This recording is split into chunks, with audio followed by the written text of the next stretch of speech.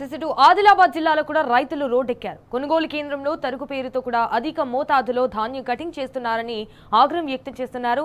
ఉట్నూరు మండల కేంద్రంలోని ధాన్యం కొనుగోలు కేంద్రంలో క్వింటాల్ వడ్లకి 13 కేజీలు కటింగ్ చేస్తున్నారని మండిపడుతున్నారు. అధిక కటింగ్ ను నిరసిస్తూ ఆదిలాబాద్ నుండి మంచిర్యాల వెళ్లే రహదారిపై ధర్నాకు దిగారు అన్నదాతలు.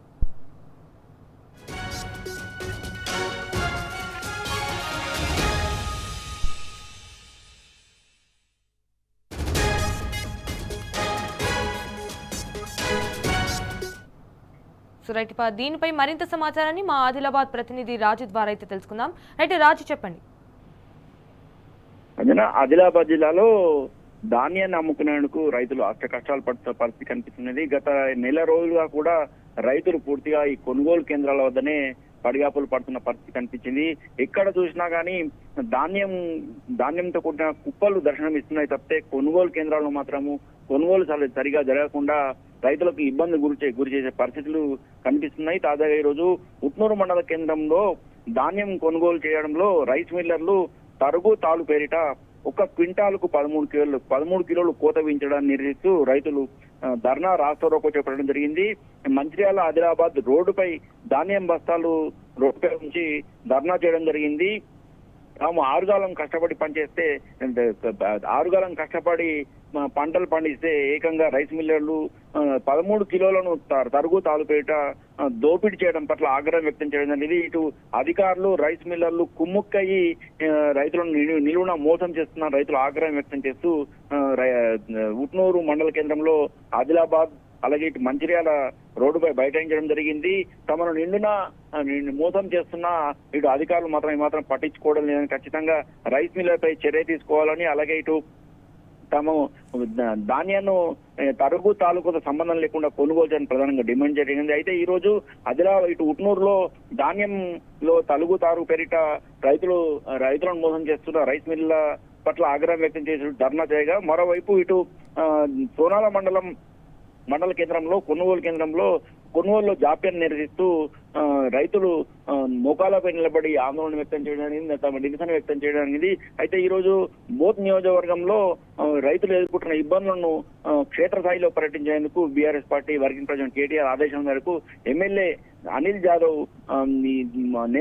బోత్ మార్కెట్ యార్డ్ తో పాటు నేరేడుగొండలో ఏర్పాటు చేసిన కొనుగోలు కేంద్రాన్ని అలాగే ఇటు కుమారి గ్రామంలో ఏర్పడుతున్న కొనుగోలు కేంద్రాలను క్షేత్రస్థాయిలో పర్యటించడం జరిగింది. రైతులకు భరోసా కల్పించడం జరిగింది. రైతులకు అండగా ఉంటామని చెప్పేసి వారికి ధైర్యాన్ని చెప్పడం జరిగింది. అయితే ప్రభుత్వం ఈ సందర్భంగా బోత్ ఎమ్మెల్యే అనిల్ జాదవ్ మాట్లాడుతూ ప్రభుత్వము రైతులను మోసం చేస్తుందని ఆగ్రహం వ్యక్తం చేశారు.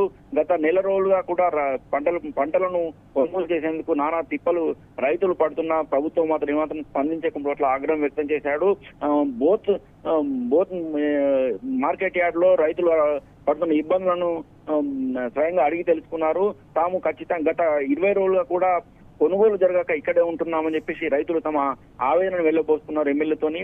అలాగే ఇటు గోనె సంచుల సమస్య ఉందని అలాగే ఇటు లారీలను ఏర్పాటు చేయడం పోవడము అలాగే ఇటు ఇప్పటికే వారం రోజుల్లో 2 సార్లు వర్షాలు పడి పంటలు తాము అమ్ముకునే తీసుకొచ్చిన జొన్న పూర్తిగా తడిసిపోయిందని అయినప్పుడు కూడా అధికారులు మాత్రం చర్యలు చేపట్టడం లేని ఆగ్రహం రైతులు తమ ఆవేదన వ్యక్తం చేయడం జరిగింది.